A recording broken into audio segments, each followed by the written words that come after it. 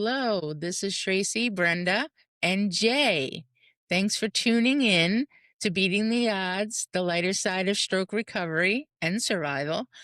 This is episode 6. Is it?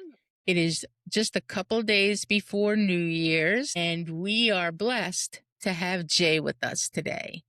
He is husband and was her caregiver and still is, and such an intricate part of Brenda's recovery. So we wanted to get Jay's input on what it was like for him and why we think it's so important for a caregiver to come on here, because there are so many caregivers out there that are just feeling overwhelmed and burnt out, and we want to give everybody some support.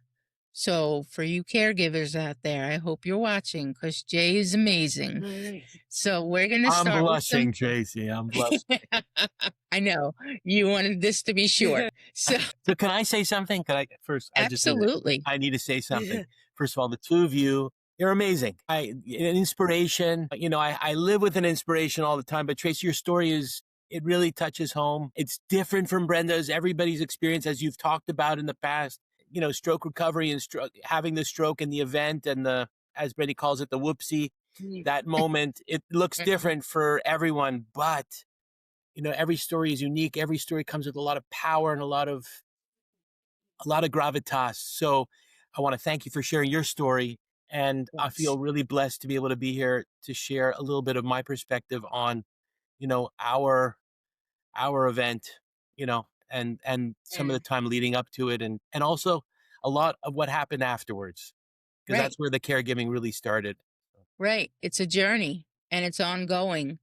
And I'm almost at 21 years, and Brenda's going on 6. And Trace, by the way, I heard in episode 1, you said you wanted to come visit Montreal. You said you wanted to come and hang out with us. We're going to do probably a live podcast, maybe in Montreal. That would be amazing. Oh my God, that would be great. We're looking forward to having you and you coming back into Brenny's life.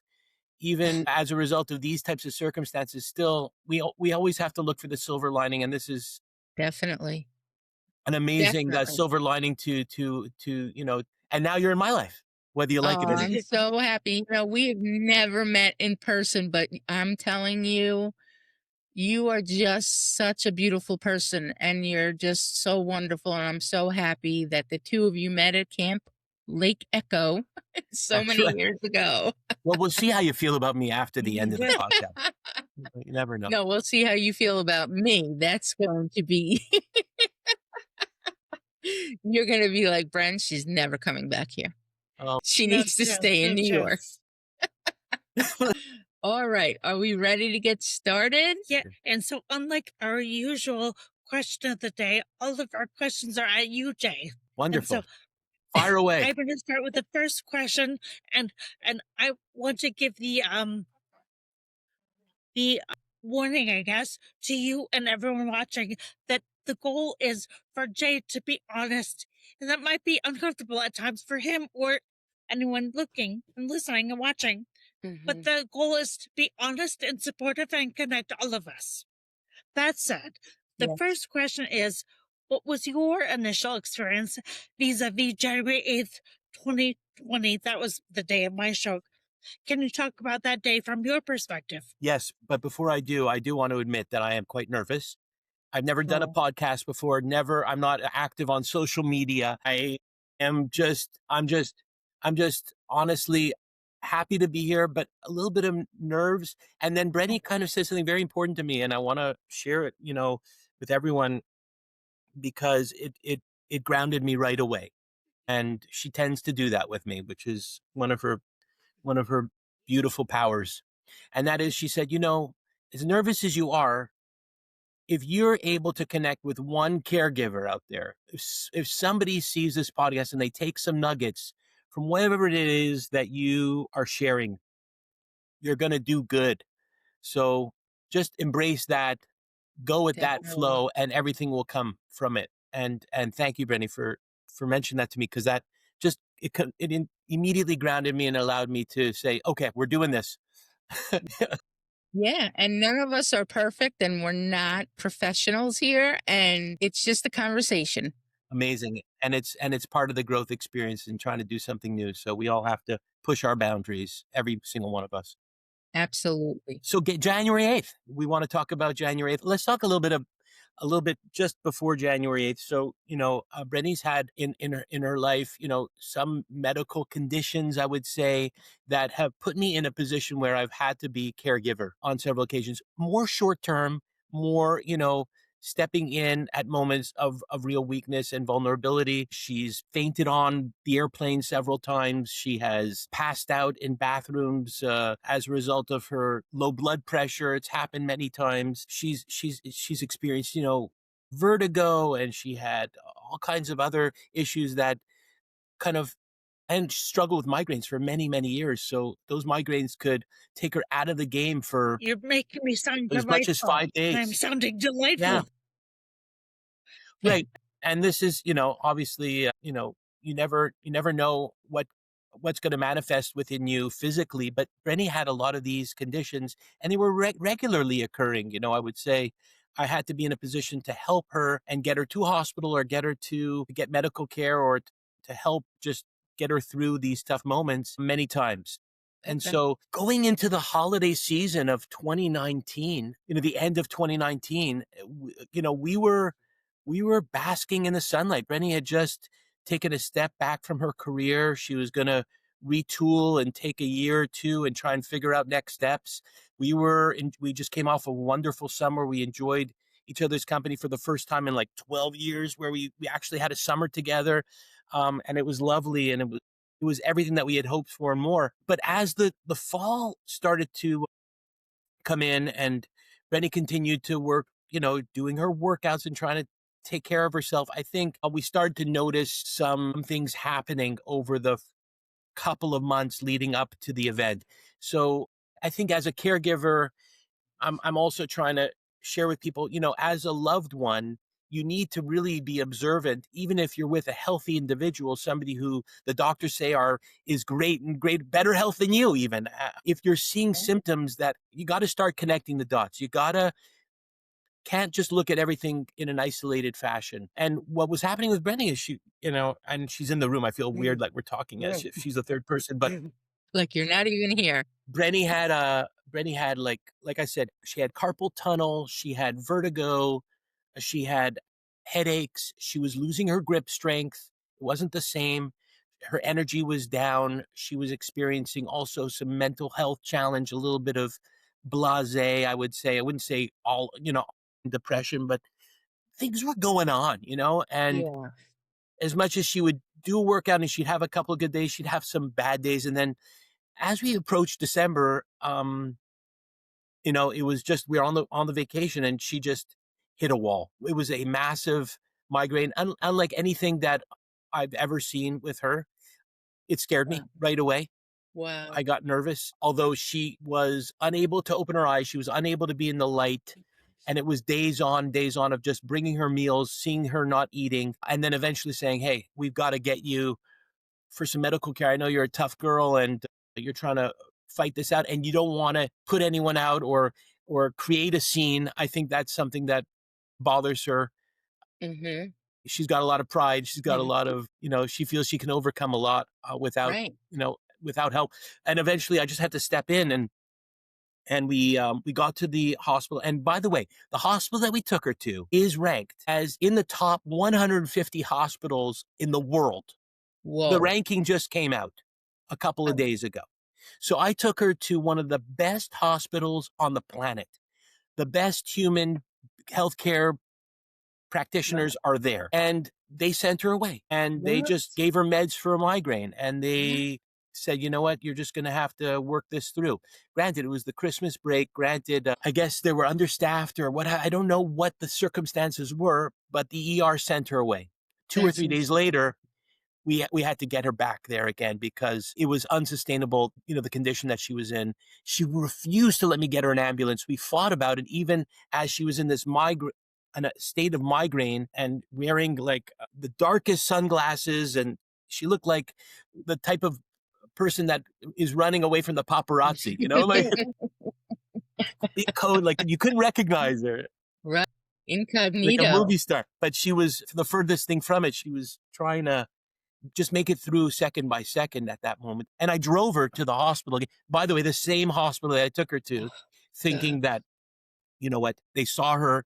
Maybe they'll have the file and they'll be able to kind of follow her Was this in Montreal? I'm sorry, in Jay. Was this Montreal. in In Montreal? Montreal. Yeah, in Okay. Montreal. Okay. And then, you know, they did a couple of scans. They said that they saw something in her brain.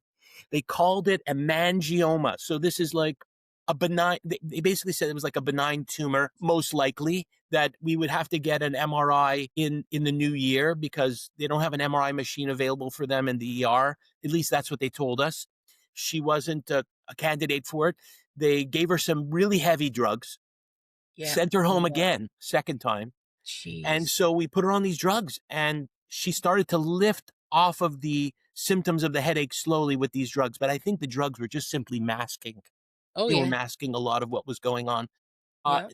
And then obviously once we came out of the holidays, and it was about 2 or 3 days, maybe 4 days of her feeling okay. We took some walks outside in the evening when the sun was down, just for her to move her body. That Monday, I was going back to work, and I said, "Honey, it looks like you're able to kind of get out of bed. You're able to go down to the kitchen, get some food for yourself. You're going to take it easy."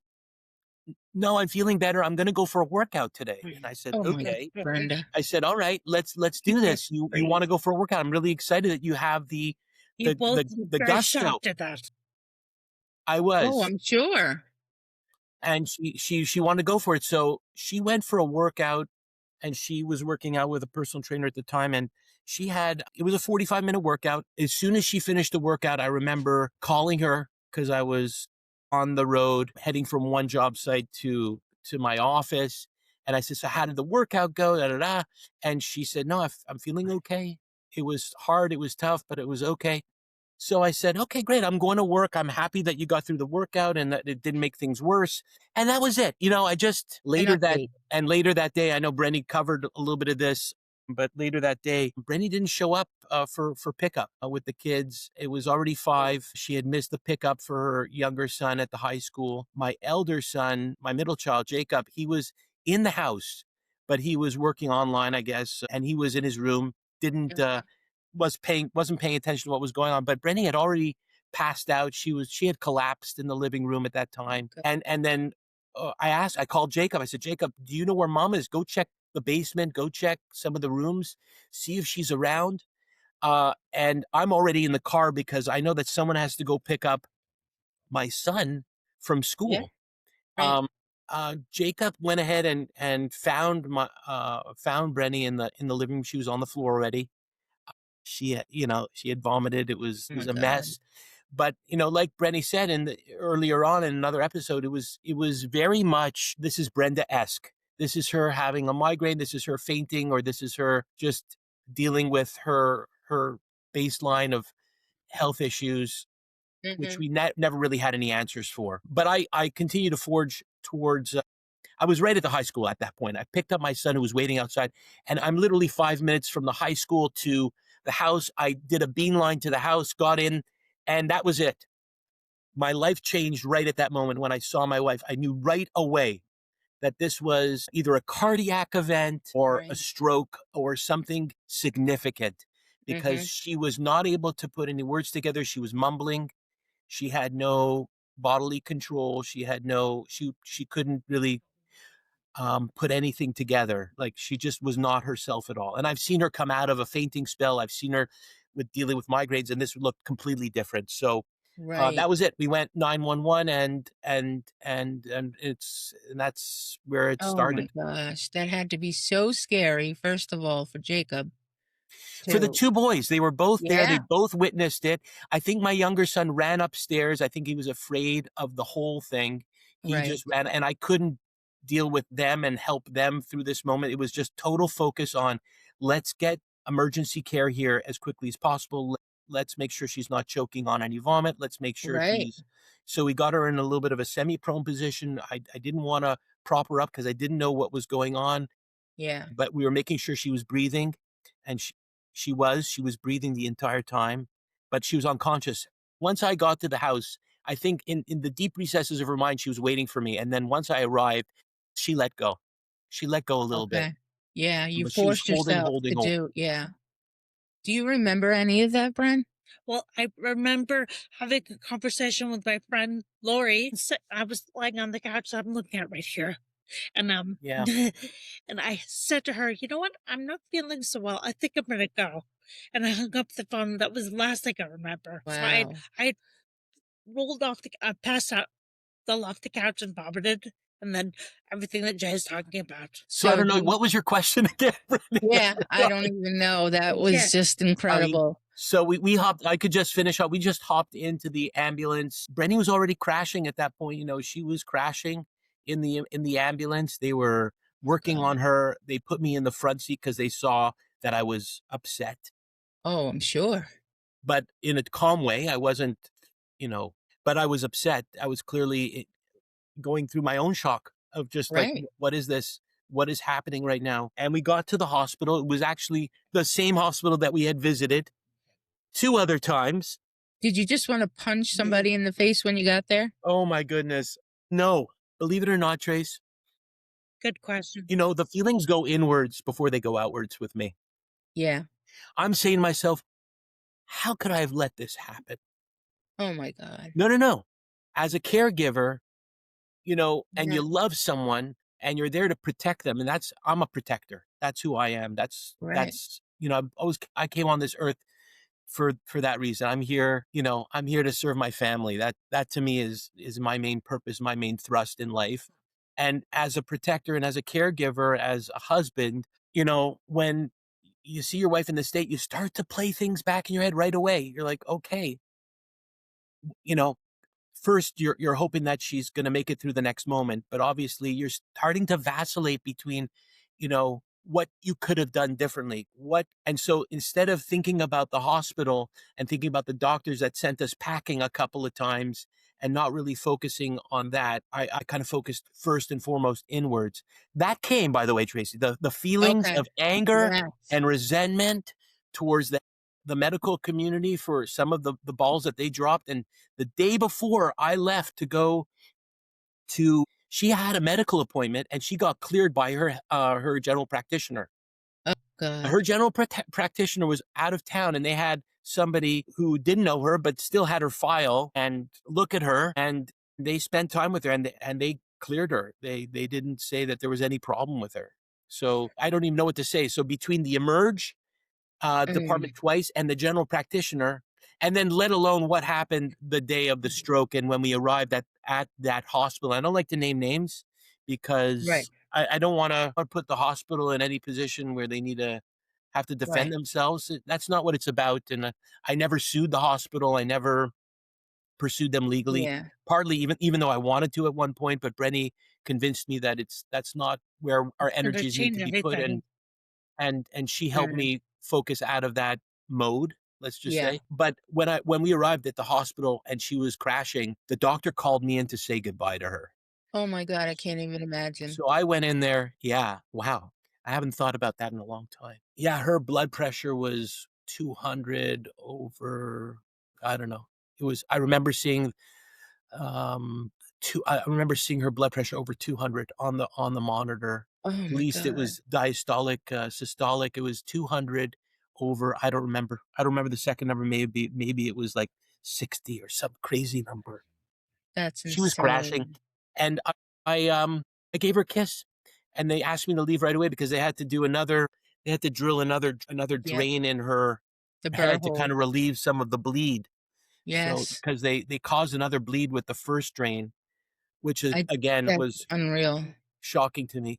All I remember is being alone in the hospital, the kids being at home, not knowing what was going on, me not Right. being able to call the kids because I'm not calling the kids without definitive information. Either A, your mother passed away, or going home and telling them that their mother passed away, or just simply waiting for some definitives that she has stabilized and that she's, you know, she's fighting. But Yeah. until I didn't have that information, so I wasn't calling my kids. Everyone was out of town. Brittany mentioned that in the Mhm. earlier And by episode. the way, one of our kids was in Bali at the time. Yeah, my eldest, she was on the other side of the earth. Right. So I was just pacing the hallways in the hospital for the first 3 hours. I was just walking the halls. There was a little family room, I remember. It was empty. There were no other family members struggling with whatever was going on in the emerge because I wasn't the only person in there with a loved one who's experiencing a serious event, Yeah. but I couldn't stay in the family room. I just had to keep moving. I had to keep my body moving, and that's what I did. I just paced the halls for 3 straight hours. In fact, the emerge doctor found me at one point down a hallway, said to come in and to come say goodbye to Brenny. He Oh wasn't my sure God. about what was going on there. You know, best that you go and see her now. I was like, wow, That's what he said. yeah. Now, Bren, was she unconscious at this point?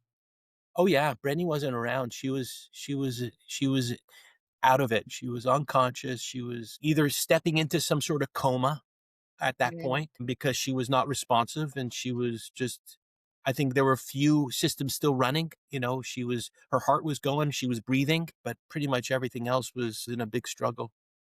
My heart is just breaking for you, Jay. I mean, that I know, Brenda, that you and I feel that guilt Yeah. sometimes that we put our loved ones through that. And, you know, what I want to say, Jay, is I hate that you felt that you dropped the ball somehow. Yeah, The guilt that you feel, this is not your fault at all. There was nothing, there was no way you could have known that it was that serious and that it would lead to this. right. Absolutely. And there has to be a way for you to deep down understand that and let that go because as much as we have guilt that we put our loved ones through that, and even that I get survivor's guilt that why did I survive and Yeah. others have didn't survive this? It takes a long time to let that go, but you have to.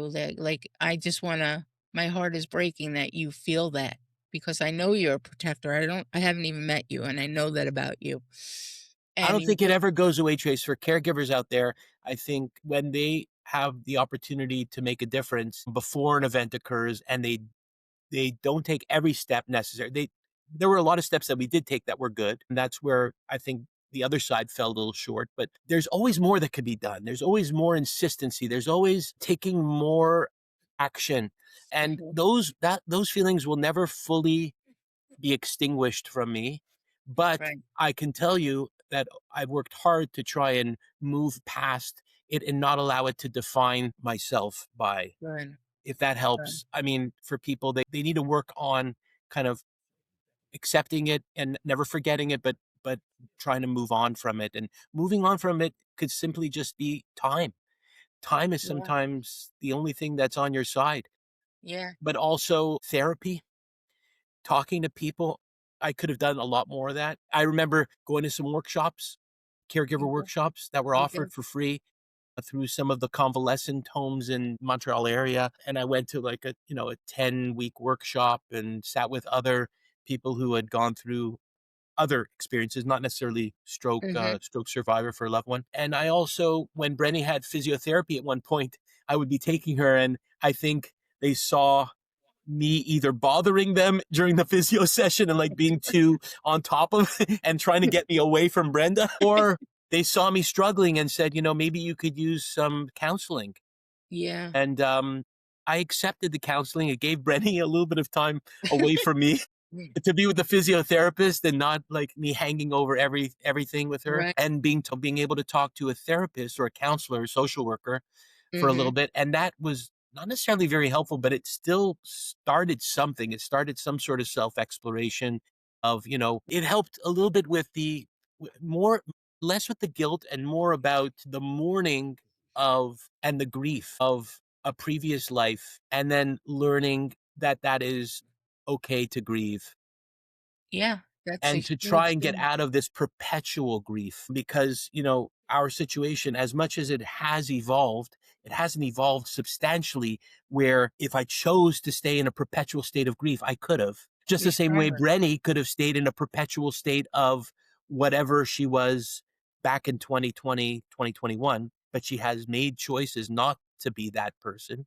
and I've also made choices not to be that person and stay in that perpetual state of grief because what we lost was so tremendously um, big. It was big, Yeah, you know, and the absolutely. shift, from our life before and our life after, and the contrast between those 2 lives is vast. I don't think people understand the gravity of that. And Yeah, we talk about that, Brenda and I, the old us, the new us, but the essence of us is still there. And there's so much that's different and so much that's different for our loved ones. And it takes so much patience and understanding. And you may not feel what we're feeling physically and mentally and emotionally, but the fact that you're there and you're willing to listen and you're not turning her away or saying, I don't want to talk about this or whatever. I mean, it helps so much just that you are there and you are open to what she's feeling and thinking. That means so much as a survivor. And I know that's so important to Brenda. And just the fact that you went through that trauma, that changed you forever. I'm without a sure it doubt. did. I'm sure it did. And the fact that there was some support for you, I think that's so important that the caregivers have some sort of support system, some sort of support groups that they can go to. And there's not many. They're out there, you gotta find find them. You Yeah. gotta you gotta put yourself in a position to look for them and do your research and talk to the healthcare providers out there, whether they're talking to people at the convalescent homes or at the rehabilitation centers, the hospitals. The social workers started right away with us in the hospital. Those 60 days Brenny was in the hospital, I mean, thank God for the 4th floor, uh, Montreal Neurological Institute, an incredible institution, world class. The people working on that floor, the stroke ward, the 4th floor, are incredible individuals, some of which I will never forget. I took Brenny in a couple of years later. We had to go and do a follow up with a neurosurgeon, and we went up to that floor. We saw a couple of nurses that came down to the floor that we were at that were up on the 4th when we were there. And I said, Brenny, that nurse was here, and that was your PAB, and now there were people still hanging out, working even through the pandemic, and Yeah. finding a way. Just incredible people. But the social worker was there with us right from the beginning, as I That's mentioned. So incredible. checking in on family being me. They didn't see my kids very much. My kids, I kind of sheltered my kids a lot from this. I Right. don't know if that was a good thing. Probably a good thing. I only brought my youngest son in maybe a month after Brenny had recovered. I brought him in. I kind of said, Mom's okay. If you want to see her, you can come. I think he was afraid. Oh, yeah. And I never dealt with that fear. I never talked to him about it. I was simply just trying to make it through every day. But eventually I said, it's good. It's a good idea. Why don't you come and see Mom? She's in a good place. You'll be happy to see her. You'll see her smile. And at that point, a month afterwards, after the stroke, Brenny she had started to talk a little bit. So I think her Okay. voice had come back at that point, which made it easier for a visit, I think, at that point. Oh, yeah. I'm sure. And she had a lot of other things hooked up to her, and I think, we were waiting for as many of those tubes and wires and whatever weren't Yeah. hooked up, just to give my son an opportunity not to be too upset. I think the Right. visuals could Shocked. throw a young kid off.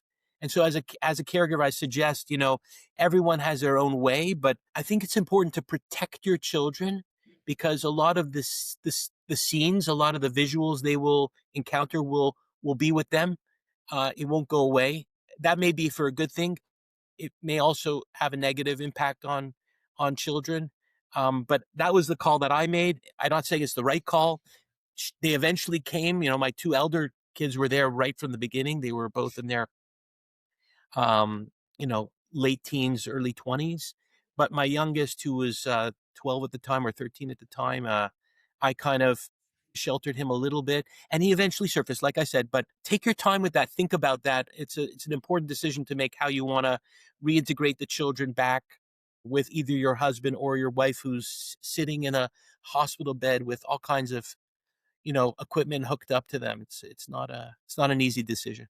Yeah. That has to be scary for a kid. I'm sure. Yeah. I don't have any children, but I'm very close to my nieces and nephews. And I know that my sister chose not to bring my 2 at the time. She was pregnant with my youngest nephew, but, just the stress that she went under, and she had to go to New York City every day to see me, so that was an hour and a half drive in the middle of the winter. So, yeah, she chose to keep the kids. We were very close, but she's like, "No, you'll see her in rehab," type of thing. I think But, yeah, nowadays, that's a Trace, personal. nowadays a lot of parents, they kind of treat their children like friends. It's a sad thing to see. Yeah, And I was very cognizant of making sure that my children's lives could continue. That that my responsibilities didn't become their responsibilities. I had a right, responsibility to them. They right, had a responsibility to go to school, to stay active, to stay social, to, you know, reach out to their mom, absolutely. But they didn't have to endure. And as a parent and as an adult, you have to find other sources and you have to find sources of strength. And that doesn't include your kids. Your right, kids have to be protected. You have to, even in these dark moments, you have to find a way to make sure that your kids stay your kids and not your friends and right, not become part of your support system. And I made right. sure of that. No, that's great. That was one of my questions actually, is how did you juggle? I don't know how I did it. How did you juggle? Were you I don't did you I don't remember. able to take It off all from work? feels like a fog to me because we got kicked out of the rehab center because of COVID. Right, So we and COVID, I forgot Right. about that. So we were in the hospital for 60 days. Rennie got her swallow test done. She was able to swallow food, which is incredible. She kind of put her hands together and finally made a sound with her vocal cords, so we knew that she was going to be able to speak again. Um, Unbelievable. and then we were able to kind of get her out of the hospital, and we got her into this rehab center, hopefully to help her build her strength, maybe in practice her walking, practice her speech therapy and what have you. But we got pushed out of there after 10 days. Jeez, It and was that's it? March 13th, March 12th. I'm sorry, I have to correct you. We didn't get pushed out. They had, because of the COVID regulations, I could stay there, but they weren't going to let even you, come in to see me. So we Yeah, but that we wouldn't be possible. we I would never allow that. Right. Right, We got pushed out because I would never have not right, been able to go and visit my wife. That just didn't make sense to me. So you're right, right. Brenny. But they gave us a choice. It was a kind of a weird Yeah. choice to even offer, but nonetheless, we decided to bring her home, and I brought her home. It was March 12th or March 13th. It was a Friday. It was going to be her weekend off of the rehab center. We were actually bringing her home anyhow, but then we Okay, decided not to bring her back. Um, because of because we weren't allowed to and I wasn't able to come visit her after that. And then we were basically on an island on our own. We had right. we had no help from the rehab center. They sent no one. We had no No one. physiotherapist. We had no social worker. We had no connection. There was no online or Okay. telehealth being offered to us. We were basically alone. Yes, And my kids were with me and we were, so between getting up and taking care of Brenny and taking care of the kids and shopping, or some shopping was us ordering food and having it delivered to the house yeah, because no one was going out to the store at that time, at least for those first 3-4 months, and just cleaning the house and trying to keep things above board. but We I just also yeah. want to point out that a big blessing you had was because you worked with your dad. You were able to step away from work. Absolutely. Absolutely. So Oh, the okay. pandemic was was was a blessing and a curse because the fact that the pandemic, everyone kind of had to step away from their regular life, and we were stepping away from our regular life not because of the pandemic but more because of other circumstances. It didn't feel like we were doing something so tremendously different from others because Right, everyone was stuck at home and I right, needed to be at home. Had we not had a pandemic, I would have had to take a leave of absence from work.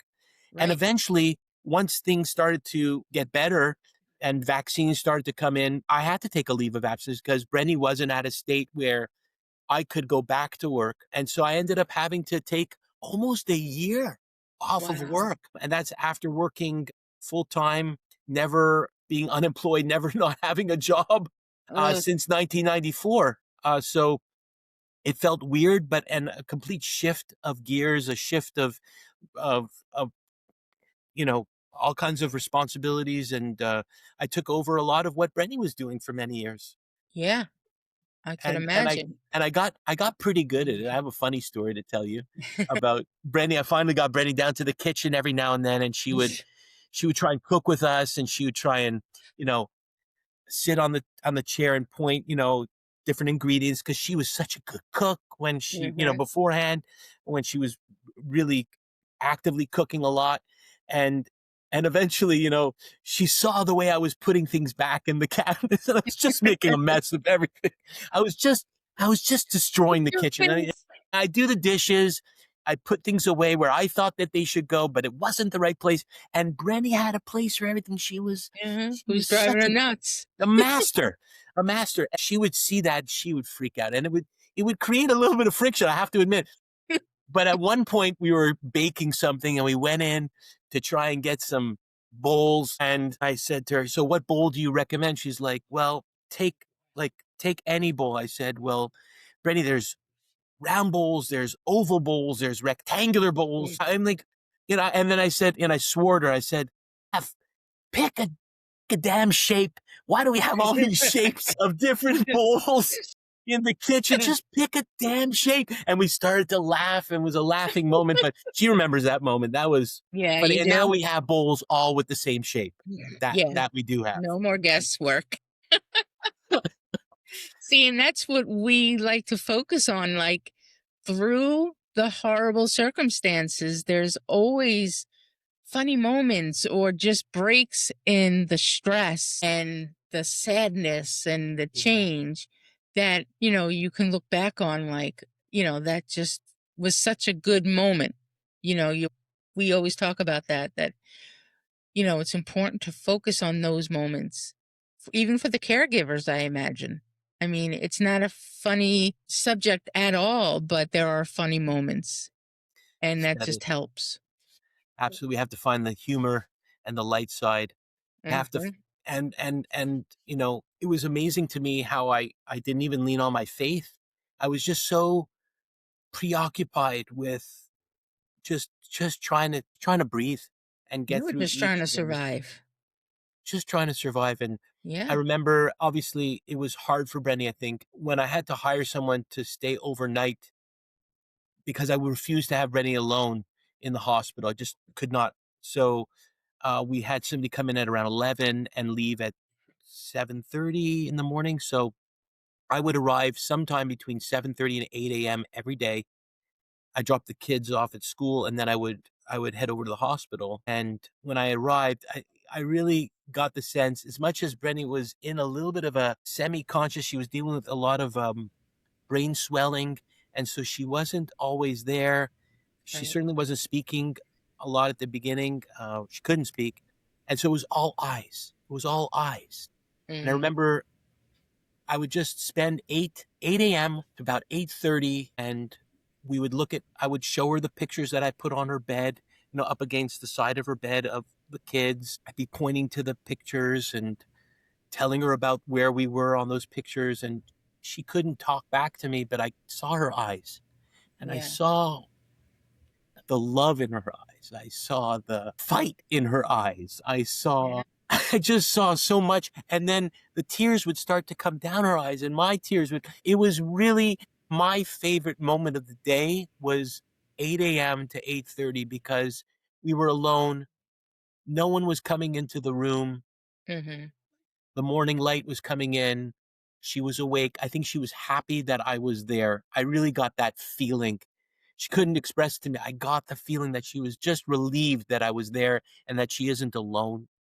And we we had some intimate moments, very Right. intimate, deep connection just Yeah. through the eyes, just through the eyes.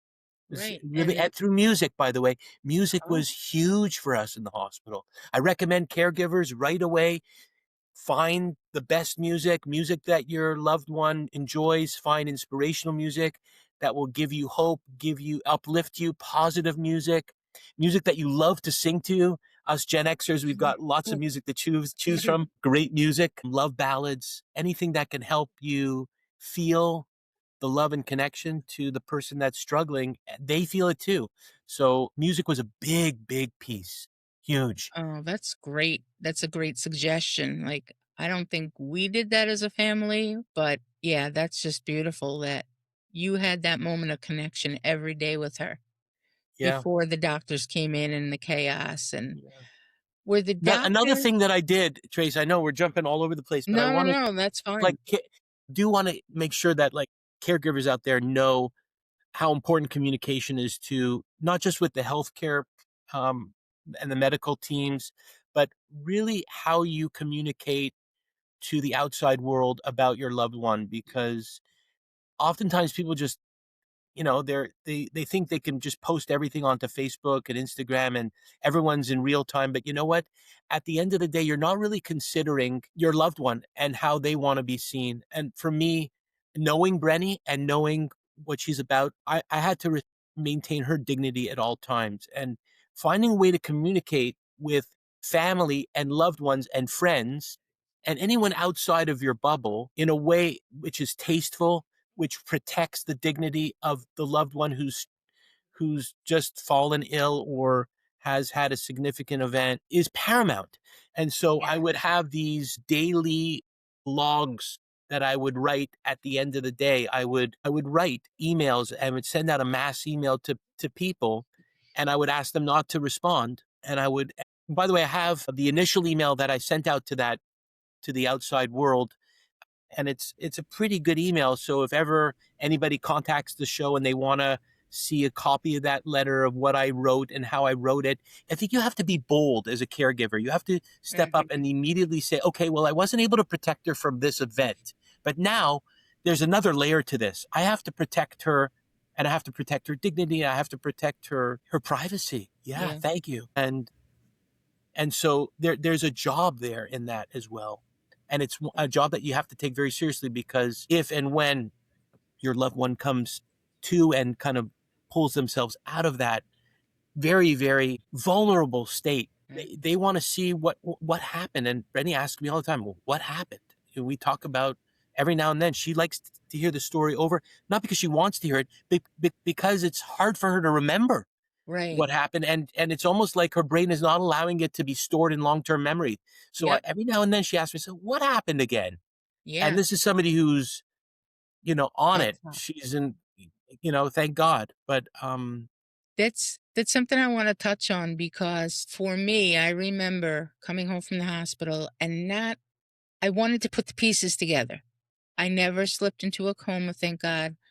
I remember a lot of what happened, but I didn't remember if so and so came up to visit, or they would bring something up and I would ask my sister, who is my top caregiver. Like, she is the type to boom, boom, boom, take care of business. So she, thank God for her, took care of the communication. And, she was there every day, even though she was pregnant, she was there every day making the hike up to see me. But when we got home, she had such a hard time talking to me about the event. And I needed to put the pieces together, and for my own closure and for my own understanding, to make sense of what the hell just happened to us. And I couldn't, for me to move forward, I had so many questions. And I remember her getting emotional and frustrated. And she's like, I don't want to talk about it. It's so painful. I don't want to remember that. I don't want to talk about it. And I said to her one time, I need you to talk about it. And this makes me emotional, because for me to move forward, I'm a detail oriented person. I'm an overthinker. I just needed to fill in the gaps to try to make sense of it. And I respected her, because she's got anxiety and it was traumatic. I mean, it was horrific for her. She thought I was going to die. And I I have hope to I hope she respect her. overcame that. I hope she overcame that eventually and was able to fill in some blanks for you. Yeah, it's been 21 years. She's overcome it. And now I'm just a pain in the ass to her. But I really had She to loves you. push her. Yeah, my sister Renee, and I really would love for you to meet her at some point. I want to have her on the show. I love that. Yeah. And just, she doesn't like going back there. She just wants to like forget it and move on. And I understand that, but like Brenda, I needed to know all the gaps, fill it in for me because I needed that to move forward. And I think that's something that people don't understand as caregivers. Like, why do you want to go back there? She would ask me all the time, why do you want to remember that? And it was such a huge part of my life that I needed to understand all of it to move forward. And I know it was painful for her to talk about it again. And it still is. And now she kind of like brushes it off and, she doesn't want to have those deep conversations. And I respect that. I really do. And at this point, I kind of have all the gaps filled in and, it is what it is. But I will always wonder her point of view, from that. Some people put up those defense mechanisms and they just, as with anything, you get into an accident or something, and oftentimes people can't remember it because the brain just shuts off certain abilities to be able to even recall the traumatic events. Hmm. And she may not be able to recall everything. She may be choosing not to recall. Maybe her subconscious is forcing her not to be able to recall. It's hard to really put it together, but every person is different. And of course, these are not enjoyable things to talk about. Right. People like to stay on the up and up. They like to stay, between 0 and 5 feet underwater. They don't like to go deep. I mean, my wife, who's with us, likes to go 10,000 leagues under the sea 24/7. That's Okay. me. Right. And so I've got to put on Like, my scuba gear, Tracy, and get down there with her. Otherwise, okay, if I'm treading up at the surface, we're in two different planets. That's not going to work. but So, it's so true. We are like that. but our caregivers also have to find a way to meet us where we're at too. And it's a give and take. It's not just a one-way street. And your story is not just your story, Tracy. It's everyone's story. Everyone that was connected to your family. Your family saved your life, right? Yeah. I My mean, brother, I say it every year, right. January 23rd.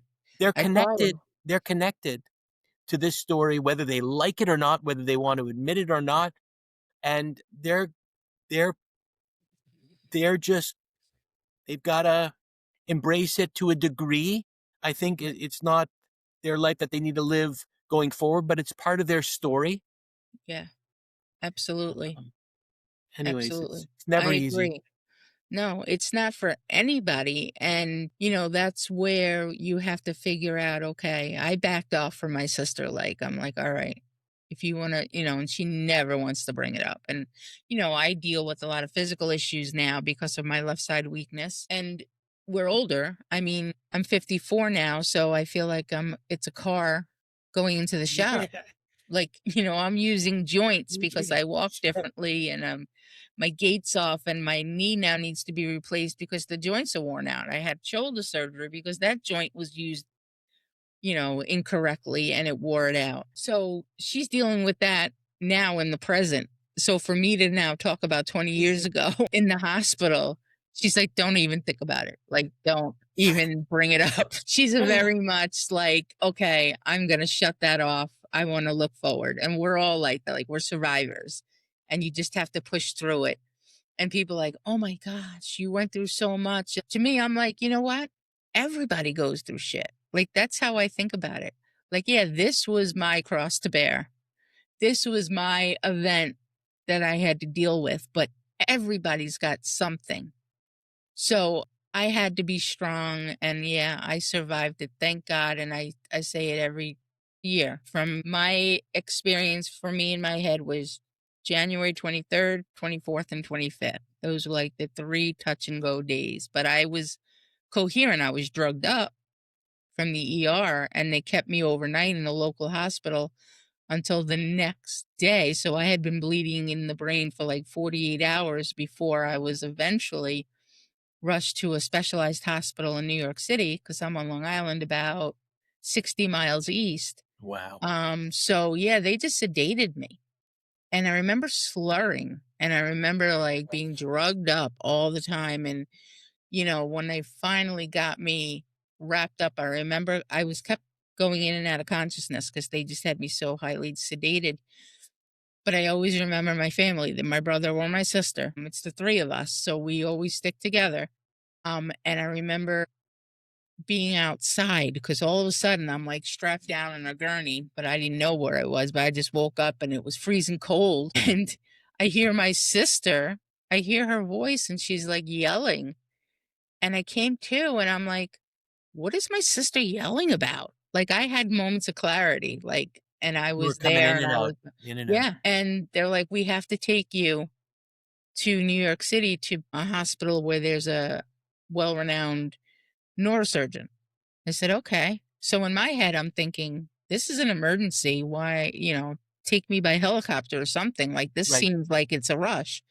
No, they drove me by ambulance. And my sister was arguing with them. She was coming in the ambulance with me. You Yes, keep Brent. talking. I've got to get my Okay. charger. Okay. Goodness. You keep talking. So yeah, she was arguing that she was coming with me in the ambulance, and they were like, "No, you can't for insurance reasons." And she's yelling, and she's like, "I'm coming with her." And I looked at one of the guys, and I said, "You're not going to win this. She's coming. You might as well just give up and give her a seat." So she Wow. did. But yeah, that's the advocate. Everybody needs an advocate, and I understand you didn't want to leave Brenda at night No, because you need an advocate when we're not with it or absolutely. coherent. Absolutely. My sister was a great advocate for me. She was amazing. She was a rock for me. She spent many days in Montreal early on. She would come visit every week when she went back to Ottawa.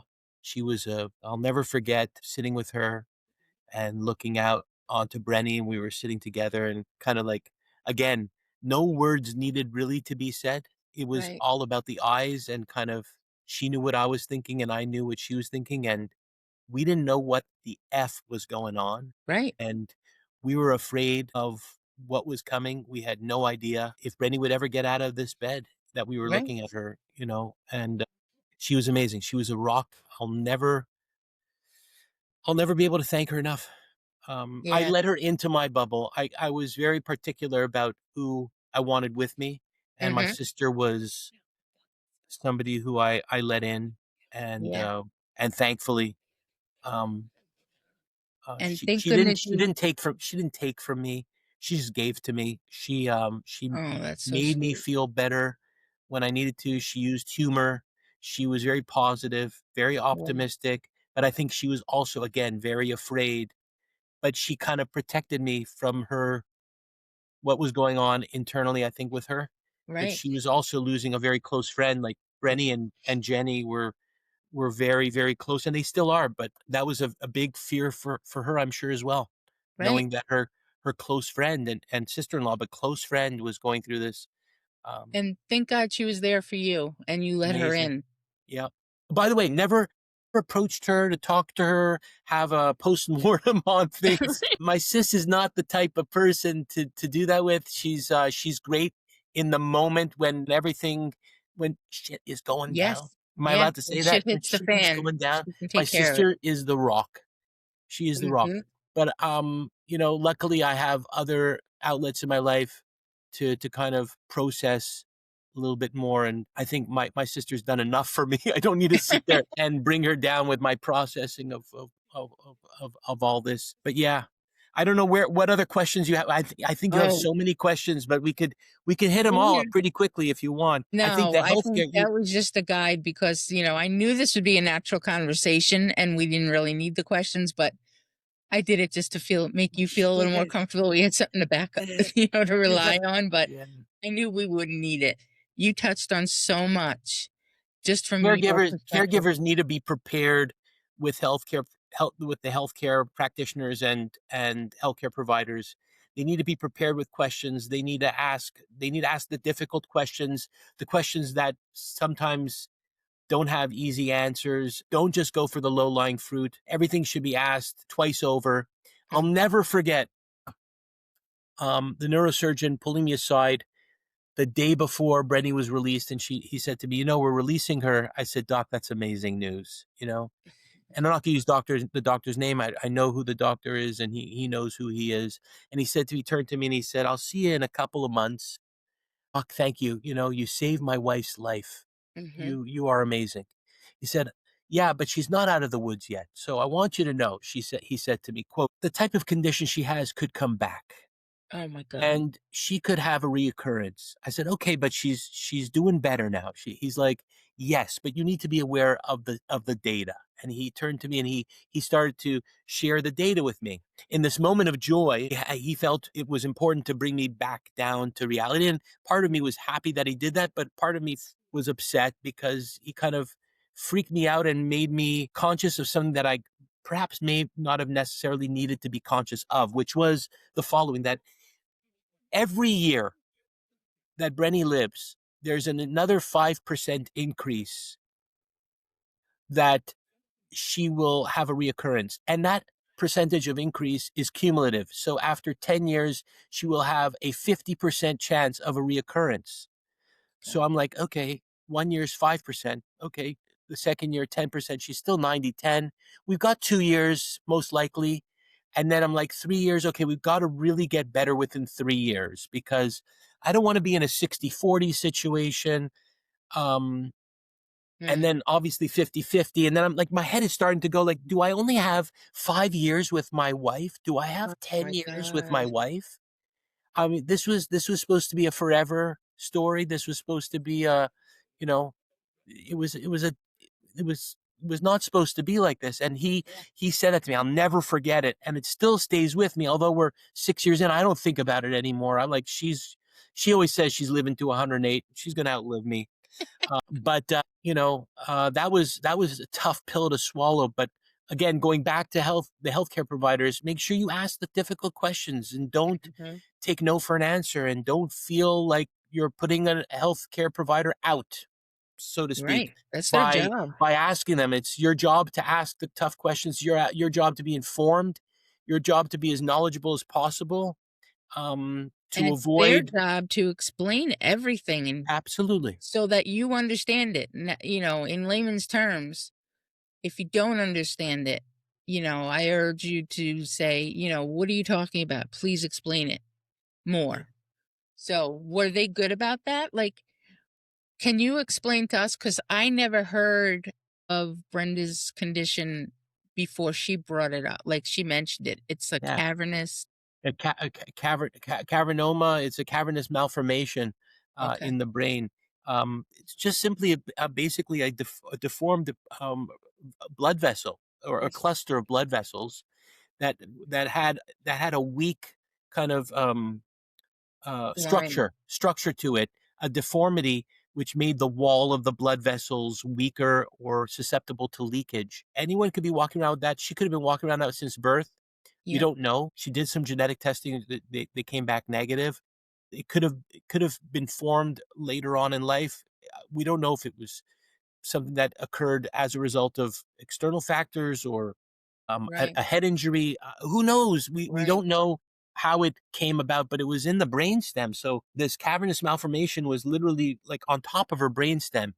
And so even if we had found it and it didn't explode, which was very, very irregular for a cavernomatous malformation to explode or like implode, it typically just leaks. It leaks, Yeah. gently leaks, which creates a lot of pain because Well, that blood I in the brain imagine is a that was no-no. all her migraines and stuff that had to It could have been. contribute. It could have been. We don't know. And again, we'll never know. Right. And if we had caught it before the explosion, it was almost in an area which was inoperable. So I'm not really Yeah, the sure what brain's kind far of away. They steps won't they would touch have it. taken to They try and won't touch resolve it. this. They probably wouldn't have touched it. No. Yeah. You know what?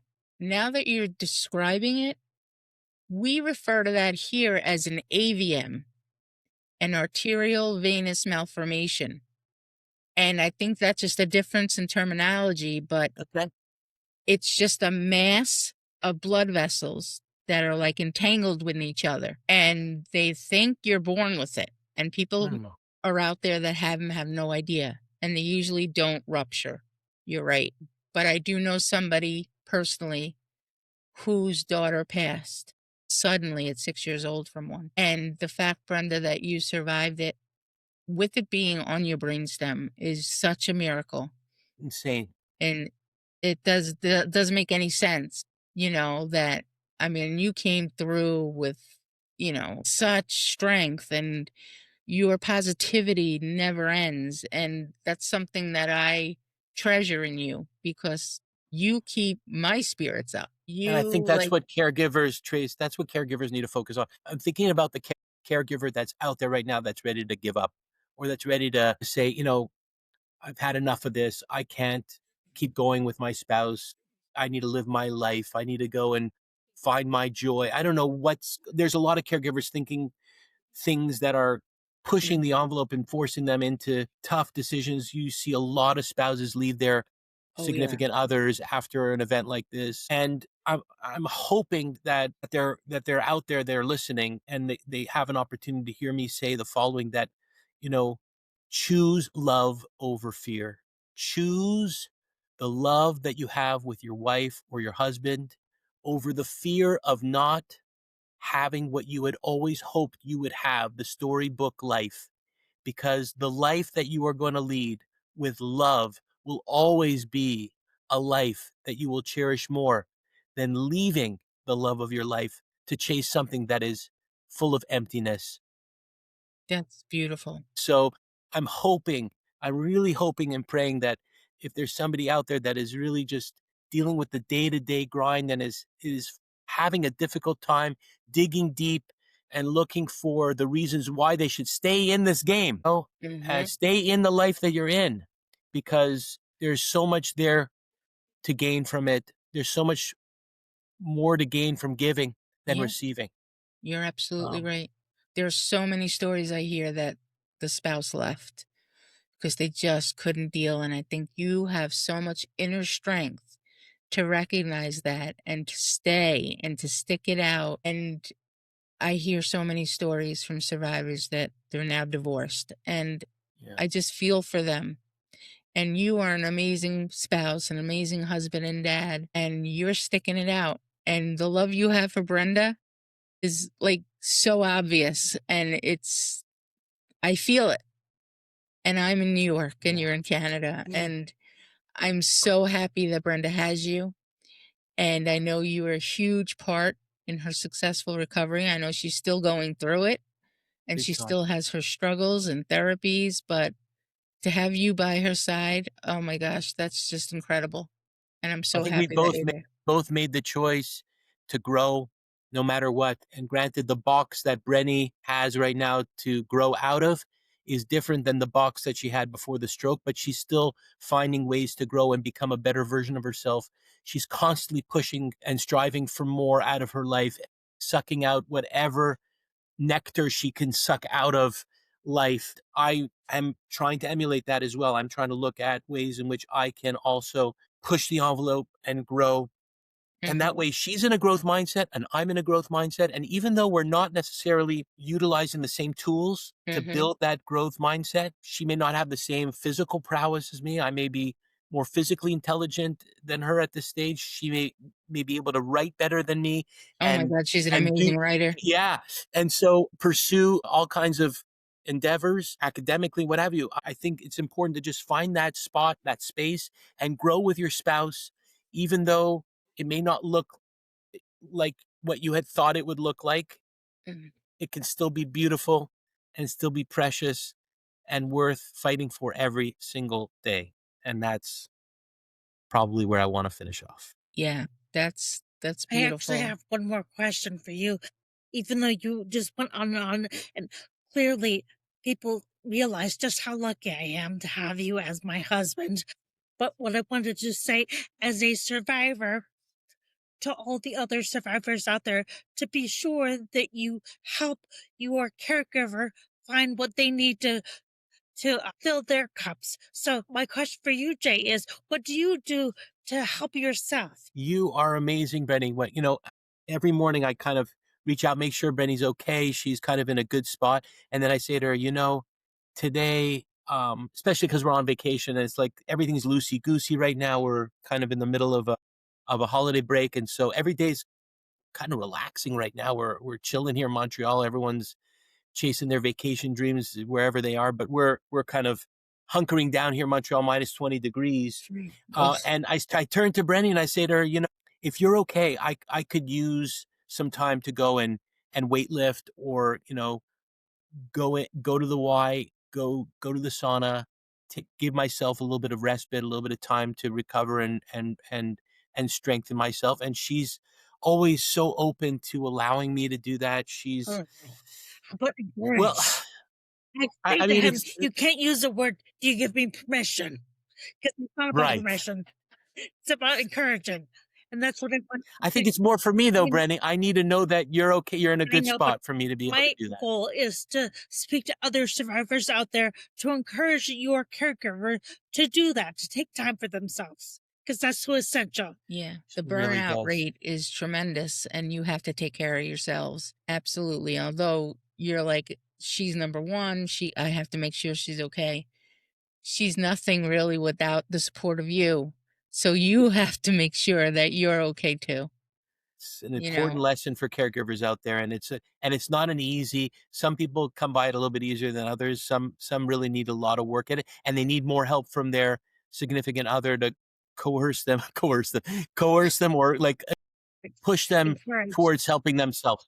Yeah, yeah, encourage. Yeah, yeah, And sometimes definitely. I've even said, when Jay has said that he doesn't want to, I say, you know what? Go to the gym for me, because I need Oh, you. that's I good. need you to be yeah. healthy and strong. I need that. And that if Yeah. he's not able to get there on his own, that will get him.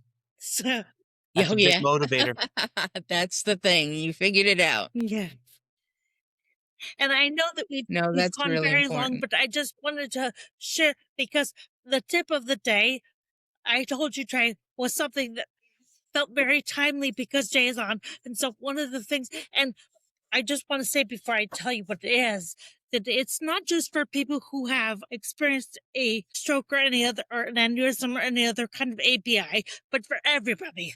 And Jay would agree with me Mhm. on this one. So what we do every week, once a week, we each have, and we've evolved the way we've done it over the past couple of years, but that's this year's version. So once a week, we each make a note for so look here, it says January 3rd, 2025, and we each write Okay. one positive thing for the week, then we fold it up. And so Wow. when we get to this next new year, we will sit down and we'll read through the year, and we have something. So and very often it's something that you would have forgotten about until you read it and like, Yeah. oh yeah, that's right, we did have that experience. Well, that's such a great And it's just, idea. like, because I think, so for some people they think it's a bunch of BS when they say gratitude or like, think of the positive things. Yeah. But you know what? Everybody can come up with one thing for the week, just one thing.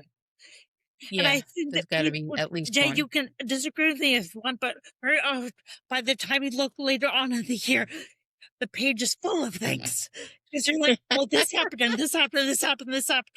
And it's just, it's such a heartwarming thing to go back and read through it once you get to when the Yeah. year turns. And Absolutely. to see your progress and to see all the little wins that we've talked about, celebrating those little wins, Exactly. you forget as you get stronger and as you're doing more, you're like, oh my gosh, back in January, I couldn't even think of doing this. So Absolutely. that's such a great idea that you guys do that. I love it. Caregivers have to document. They have to take photos. They have to show the progress that they're seeing, because there are moments when somebody who survived an event like the both of you have survived, there are moments of deep sadness, weakness, Doubt. Doubt. unsureness, Yeah. doubt. Yeah. And that's when you have to be the cheerleader. That's when you have to pull that person up from the depths of wherever they're heading. And sometimes you need to show them, here, this is what you did. This is what you looked like 3 months ago. This is what we set a goal to do this, and you were able to do it. That's great It's advice. important for a caregiver to be prepared for those moments. They have to weaponize themselves with evidence of progress, evidence of hope, evidence that the day could be better tomorrow than it is today, and Yeah, that hope is around the corner. We just have to keep our eye and lean in on the angle to see the light coming from the other side. definitely. I totally agree. And mine happening in 2004, there was no social media. Right? We didn't even have cell phones yet. We didn't even have digital pictures. So I think I have one picture of Wow. myself that a friend who came from Rochester to visit me, she took it and I was in rehab and I was in the wheelchair. My head was bald. The hair just started growing in. And my niece Emily, who was 14 at the time, she's 35 now, she was hugging me. And that's the one photo I have of the entire episode. And, part of me is like, I wish I had more pictures just so I can document it in my own mind. But a part of me is also like, would I want to see Right, myself right. in those phases, of staring off into space? I did a lot of that. When became too much, I would sit in my room and someone took a picture of me from the hallway and they're looking in on me and I'm just got this like staring off into space. And I'm like, what's wrong with me? Like, but again, your brain is healing. Like, people don't understand. Like, if I could say anything to a caregiver, educate yourself, like, read the facts of what's happening inside the survivor's brain, what they're going through physically, emotionally, mentally. I mean, the brain controls everything, and you have no idea what is happening. We're trying to create the new neural paths around the damaged parts. The bleed killed so many parts of our brain. And even the doctors tell me we still don't know a ton about what the brain is capable of and what it does. And, it helps us as survivors so much when a caregiver can say, no, I understand. I read this and I know that right now this is what you're going through. And that kind of validates our feelings and our frustrations. And I know that Brenda and I always try to look at the bright side, try to be strong.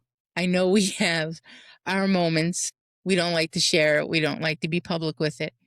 But, we do. We look at our lives like like you said, this wasn't supposed to be, it really wasn't supposed to. I was supposed to be teaching and I probably would be retiring soon with all my other friends who went into education. But you know what? My life has pushed me in another totally different direction. And doing this podcast with Brenda is just such a blessing to me. And the fact that we can reach so many survivors and caregivers means so much to me because I felt so alone in 2004. It wasn't the pandemic, but there was nothing online. There were no support groups.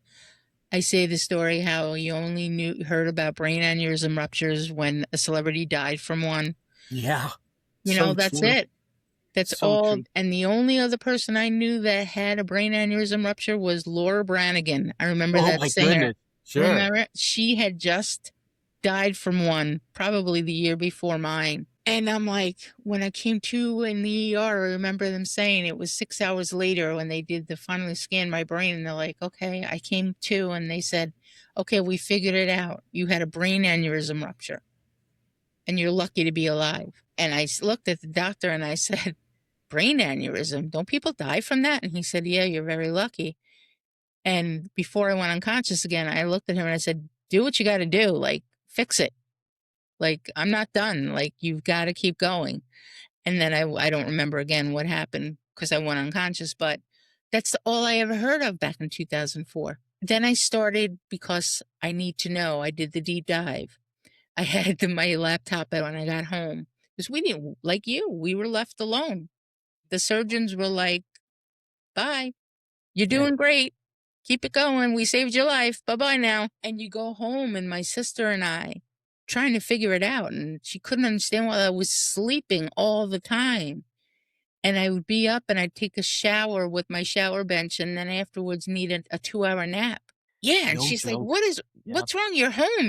You're going to be fine. And I'm like, I don't feel Mm. fine. Like, nothing feels the same. Everything's exhausting. I feel that's so important, Trace, what you're bringing up about caregivers and how it's impossible to really put yourself in the shoes and in the, you know, inside the body of somebody who's going through what the two of you went through. But you have to find a way as a caregiver, even though you can't feel it or understand the sensations, you have to find a way to be respectful and cognizant of the fact that that's always going on in the background. There are days that go by where I forget that Brittany's got this tingling all the way up and down. We call them champagne bubbles. We call them fizzy bubble, actually. That's our nickname for it. All the way up her left side. And there could be days where I actually forget that she even has that going on because she doesn't bring it up all the time. Right. And I'm kind of saying, no, you can't forget about that. You have to remind yourself about that. The energy, the difficulties of managing energy. We didn't know what we were doing at the beginning. Yeah. And being alone, I just threw her out onto the street and said, "Let's go. We're walking. You're gonna walk again." And I went back to my days as a coach. I was an athletics coach for many years in basketball and baseball, and I was like, okay, she's my new Project. protege, and I'm gonna train her back to health because no one else is there, and I'm gonna utilize the tools that I have at my disposal, and I'm just gonna get her to do this, and it's gonna happen, Yeah. right? I'm going to So push I her. would throw her It'll out work. there. We would do a 45-minute walk. This is a woman that just came back from a stroke. I would say it was April. I started to do this at March, April, right away, like weeks after she returned, where she was walking for 45 minutes. She'd come home, she'd take a nap for about an hour and a half. And I'd say, "You're going back out. We're going back out." And Oh we my would go God. another 45 minutes. Now, I didn't know what the F I was doing, Tracy. I Oh just my thought if I God. got her to walk, the more I got her to walk, the more she'd relearn how to walk. That's how I Yeah. was thinking. Right. That's how I was thinking. Very linear. Yeah. And I would just, but I didn't know what was going on in her body. I didn't understand energy management. I didn't Yeah. understand that her body needed to rest. Her brain was working so hard to just figure out each step and what her body is doing to counterbalance and to for her Mm-hmm. gait to be. It was all so much work. And she would come home after the second session of 45 minutes. She'd throw up. She'd go for a nap and then be like, "We're doing it all over Like, again. We're oh doing it my all over again." gosh, Brenda. And she didn't fight me on it. She was like, "I No, wanna because she get was better. If this is the only way to do it, we're gonna do it." We both didn't know. So, right. but getting back to your point more about being in the shoes of the person that you're caring for, so important to not Yeah. forget what's going on, and even to speak quietly, to speak Oh yes. slowly, to speak without bombarding with multiple questions. The Yes. processing of the brain is Mm. different. Yes. It just is different. And as a caregiver, you have to be patient. You have to actually have some restraint and say, "You know what? I have this question. I want to ask her. I'm not going to ask her right now or him. Or these 10 I'm going to, questions I want to pepper. yeah, I did it all the time. And I still fall guilty of doing it every now and then. And I realize, whoa, Oh, whoa, too much. too much. And so, and part of it is you want to empower the person that you're caring for to take a more independent, more active role in everyone's life, not just in their own life. Yeah. But the questions can be they can be counterproductive as well if you bombard somebody. And so to slow down, to pace yourself and have restraint, as I was saying. Yeah. Do not ask the question as much as you want to ask the question and Yeah. you want the answer. You have to find a way to to satiate yourself with knowing that you're not going to get the answer right away. Wait for the right time to ask. Right. And that's a hard thing to work Yeah. towards. I had to train myself to do that. I'm still not very Yeah. good at it. I think I'm gotten better at it, but I can Brenda's tell you, better at it. Brittany's been more patient with me, I think. But that's where educating yourself comes in. Like you said, we're processing so much with damaged areas of our brain, and people don't understand that. Like, what are you doing? Like, let's just do it. And before I have to do something, I sit back and I kind of picture in my brain how I'm going to go about climbing that or taking these steps. And I'm always picturing it before I'm doing it. And, people can just do it naturally. But I have to figure out, is there something I can hold on to? Are there too many steps? And I think people around me, they know now, but I think it's so difficult for them to be like, you used to be able to do that. What's the problem? It's been 20 years. And I'm like, yes, but it's still difficult. Like, people still don't understand that it's a lifelong process. And, I feel bad sometimes. I'm always in a group of family. We went to go find a Christmas tree and we went to the live Christmas tree farm. And, it's the whole family. They're all walking. And my one little niece, who's 10, she come because I'm always so far behind. And granted, I have a bum knee and I need a replacement. And I'm wearing my AFO brace, but we're out in grass. I have to be so careful of the divots, the bumps, the holes. Absolutely. I'm always looking down as I'm walking. And my sister's great about that. She's my protector. And she's like, "What's that stump? What's this?" And she's always ahead of me. And she turns around and goes, "What's that right there?" But my niece, she's so sweet, Olivia. She comes behind and they're all ahead and they're already looking at trees. And she comes down, she grabs my hand, she goes, "Aunt Tracy, how come nobody walks with you? How come everybody goes ahead?" And I'm like, "You know what, Liv? Because everyone wants to get to the trees. It's okay. I'm used to it." And she's like, "No, I'm going to walk with you." And she holds my hand and she walks slowly with Beautiful. me. And, it just takes a little kid, to get it. And the She's an adults are angel. all gone and That's your running and notes Wow. this and this that. week. Yeah, yeah, and that was just last Sunday we got our tree. It was only a few days before Christmas. But yeah, those moments, my family, they weren't trying to be, insensitive or anything, but it's just they're going about their business. And, I know to deal with it and I don't take it personally. And I'm always like, "Go ahead, I'll catch up." Because I'm not gonna slow the gang up. You know what? That's how Brenda and I are so much alike. Like, we don't want to be a burden. We don't want to be a hindrance. So go ahead. Well, I'll catch up. I can do this, but then my niece, it just warmed my heart that she came and, held my hand. Junior caregiver, your So niece, Yeah, Olivia. sweet. she Wow. really is. So She sweet. really is. For the beginning, the first 20 years was my nephew Jake, who my sister was pregnant with. When it happened, I came home February 12th, I think it was. He was born July 28th, and I was living with my sister as I was recovering. And he was the reason why I got out of bed every day. And I still say that he was the reason why I recovered the way I did. The strength, Bless him. and my sister was hovering and she was so worried about me. And every little thing we were like, "What was that? What? I have a pain in my head."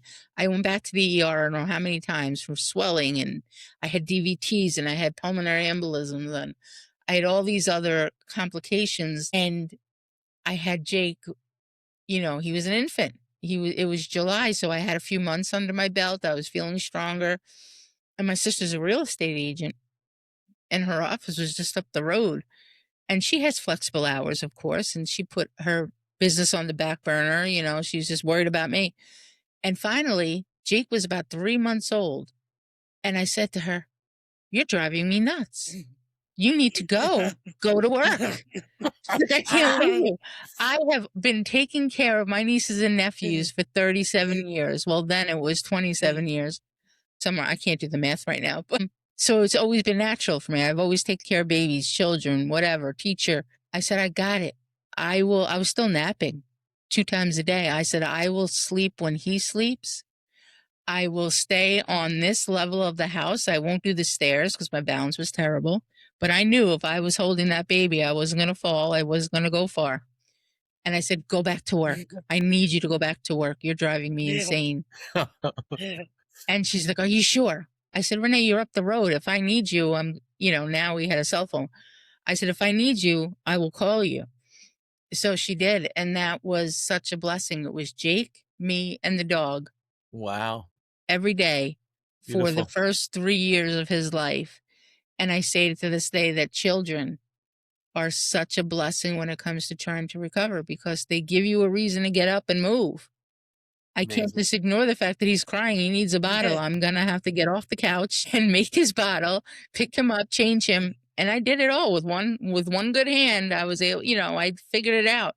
And But as he got Trace, older, Trace, what a gift your sister yes, gave you, yes, giving you as a caregiver, giving you the opportunity to find a moment where you can flex your independent muscle, okay? yes. Of being able to take care of another loved one, taking care of the dog, another loved one, Mm-hmm. taking care of yourself, being Yeah, alone in the house. This is only months after the trauma. yeah. I mean, that's huge what your sister did for herself. She did it for herself too, Yeah. because she needed to get back to work. She did it. I mean, you described it as you just going nuts with her being Right. like She's a in the hover. house, She's yeah. but her leaving and actually taking that step was a huge, bold move, which gave you a tremendous amount of opportunity to, like I said, flex that independent Yes. muscle, which everyone needs when they're recovering. They Yes. need to know that they could do this, that they could still be themselves, that they could still add value to the Yeah. world You and need not a just be purpose. receiving. We Yeah, need a purpose. And my purpose has always been being there for the children in my life. I was amazing. Aunt Tracy. I'm still Aunt Trey. You know, I'm the one when the oldest ones in their 30s, I was the one when they were kids, when I'd come back to visit from Rochester, taking them to the movies, taking them to the playgrounds, doing this, doing that. And I've slowed up and now I have great nieces and nephews. But it just was always natural for me. So when Jake was born, I say to him now, he's 21 now and he's getting married in Memorial Day weekend, and it's crazy to me. But I say to him all the time, you were my blessing. You were my angel. And we had such a tight bond through his entire childhood because I looked at him like he was the reason why I got out of bed every day and stay in that moment of feeling sorry for myself because he needed me, So Love it. you know? the youngest caregiver of all time. Jake. Yes, Jake. And one day I'll get him on here too, but he's, he's busy. He's a busy guy now trying to be a pilot in the army. So I'll track him Yeah. down though. But yeah, we all need purpose. And I think that was a big deal for me in figuring out when I got depressed. I guess it was 10 months after my rupture. It was like that following October. I hit a depression because I lost who I was. And I'm like, what am I doing now? Like, I felt like I'm just a patient. My job right now is to be a patient, go to appointments, go to physical therapy, go to this, go to that. And that's all I was doing. And I wanted so much more. And it took a long time for me to find purpose. And for a long time, I questioned it every day. I'm like, what is my purpose? What is my purpose? And I still, I started watching kids when I could. I dog sit. So I found some purpose. But doing this right here, this podcast, gives me so much purpose.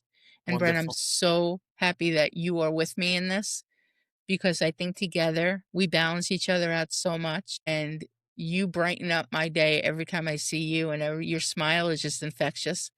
So seeing you just brightens me so much, brightens me up.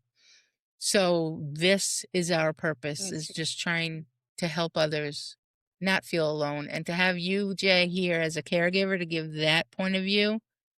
That's it's just incredible because people don't think of the caregivers and how much stress you're under and the fear you had and the uncertainty. And I can't imagine a doctor saying to me, go in there and say goodbye.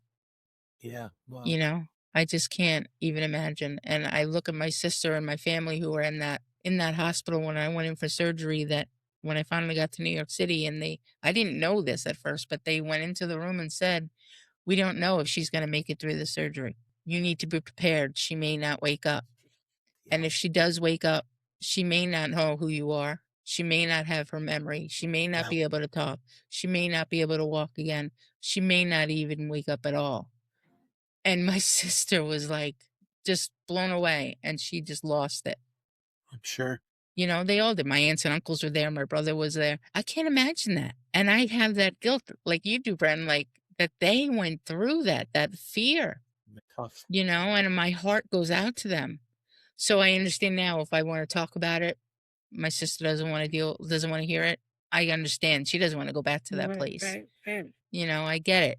I get it, and I respect it, and I don't, she if I ask something, she doesn't really wanna go into it, I leave it alone because I can't imagine that. I've never been told your loved one might not wake up, Right.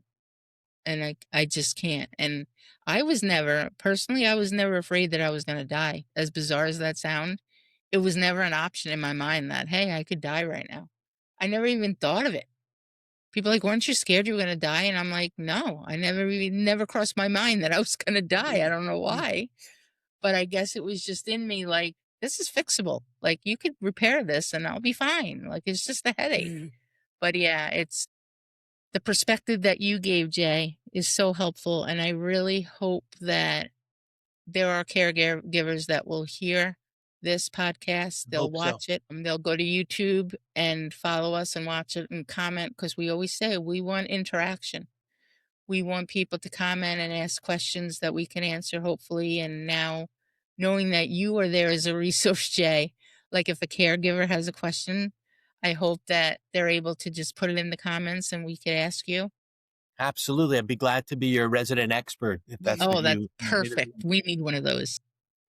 What Are an you ready honor. for a fan club, Jay? I think you're gonna get a fan club from this. I don't know about that, but if they want to see me on YouTube, this is the only video they'll be able to find of me. Well, I told Brenda yesterday, or was it in an email, I forget, or a text, I need pictures of you guys, because as I'm growing our social media, I want it to be other pictures than just clips of our podcasts. I want to show us that we're real people and we're moving on with our lives, and there are wonderful things going on and important people in our lives that are part of our journey in our recovery. So I told her, you know what? I want some pictures because I can post that up on Instagram. And the podcast, the full episodes are only on YouTube, but I do the short clips for Instagram and TikTok and Spotify we're on. And we need help with iTunes because I don't have an iTunes account. So I might need you to upload them to We have iTunes. one. Yeah. So we'll talk about that later. But yeah, so it's important for people to know that we are real people and we have families and loved ones and friends, and they need to see all of us because then they can relate. Did my camera just go out? Yeah, I lost you. Oh, I think my phone We died. can hear you. We can hear you though. We just Okay, can't that's see good. You don't need to see my face. Yeah. But this might So be a good maybe place that's to a end sign for this. us to say thank you to you, Jay. It was a real Yeah. honor to be with the two of you, really. And I hope it wasn't too weird for you, Brenny, that I was talking with you kind of in the sphere. But I No, got over it pretty quickly. I'm very happy that I did this, and I hope that I can make the difference in someone's life. I hope. I think you will. I sure think you we will. make a difference in a lot I'm of sure people's you will. lives. You had such great insight and so much great advice and tips that it's going to help somebody, if not Let's hope. a lot of people. And look at you. You're a natural. Isn't he a natural? You think that I'm good at I this? never He is doubted like it. phenomenal I at this never thing. doubted it. I know he doubted himself. Why? Like you are. Right. You guys made it easy for me. Oh my gosh. But thank you so much. And we are just a couple of days before New Year's. I want to say thank you so much for doing this with me, Brenda. And I can't wait for our future year and all the shows we're going to do. And Jay, thank you for being with us and supporting us and all this. And Happy New Year to everybody, because I'm going to put this up right after New Year's. Last episode was just uploaded yesterday. Okay, And we'll put this up. I'll probably put it up by Friday or Saturday. okay, sounds good. Thank you So much. everyone can watch. Happy New Year. Thank you. Happy New Year, Trace. Maybe in 2026 you'll come to Montreal. We'll see. Yes, I'm getting that knee surgery and I'll be able to walk without pain probably by next spring. So There we'll we have go. to figure it out. We'll figure it out. We'll figure it out. I will hit Montreal with a vengeance. Thanks so much, guys. I love you both. Love you. Bye bye. Bye, See you later, everyone. Trace. Jay, you have to stay on. Yes, stay on so it I think he uploads. clicked off. I think it might tell him to log back on. It's all right. Okay. Let's see. You can preview your takes with the recording. It's just I think it'll tell me. Did it tell you you're done uploading? no, but it's Oh, it's still still saying, recording. hey, Jay, Jay, you got off and we're still on. can you log back in, come back into the room because we have to wait for it to Yeah. upload to the cloud? yeah. Okay. All right. Yeah, so go on. I didn't leave the room yet, so I think you're fine. Oh, okay. Yeah, go log back in. Yeah, let's see. I didn't hit stop yet. I'm gonna edit this out, of course, but I can hit stop in a minute. Let's see. I might have to. I hope you'll get his, because he has so much good stuff to say. Let me see. Because he can always. I think it will continue if he. I don't know. Let's see. Do I have to send him the link again? I have no idea. Let me see if he texts me. We forgot to tell him that. Oops. We're told to go back to the same link. Okay, here we go. He's back in. Okay. All right, you there, Jay? Okay, we forgot to tell you that we have to stay in the room until it all. I'm gonna hit stop, but don't sign out of it because it'll Got it. upload. So I'm gonna hit stop recording. Okay.